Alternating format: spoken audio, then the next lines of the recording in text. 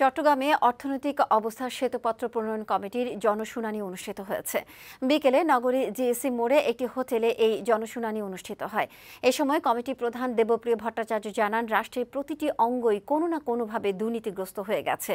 জনশুনানিতে প্রায় ৩০০ জন সমাজসেবী, মানবাধিকার কর্মী, শিক্ষক, উদ্যোক্তা, ব্যবসায়ী, শ্রমজীবী সমাজের প্রতিনিধি, উন্নয়ন সংস্থা কর্মী, গণমাধ্যম কর্মী সহ নাগরিক সমাজের বিশিষ্টজন উপস্থিত ছিলেন। তারা চট্টগ্রামের দুর্নীতি, আইন শৃঙ্খলা পরিস্থিতি, দ্রব্যমূল্যের ঊর্ধ্বগতি ও খাদ্যে ভেজাল সহ বিভিন্ন বিষয়ে মতামত দেন। রাষ্ট্রের প্রতিটি অঙ্গই কোনো না কোনোভাবে দুর্নীতির সাথে যুক্ত হয়ে গেছে। পুরোনো সিন্ডিকেটের বদলে আমরা তো নতুন সিন্ডিকেট চাই না। সেহেতু এই পুরোটার যারা আত্মত্যাগ করেছেন তাদের যে পরিবর্তনের চিন্তা, এই যে রাষ্ট্রীয় সংস্কারের চিন্তা, এটা হলো সেইটাই যে আমরা এক অত্যাচারীর বদলে আরেক অত্যাচারী দিয়ে আমরা এটাকে বিকল্প হিসেবে দেখছি।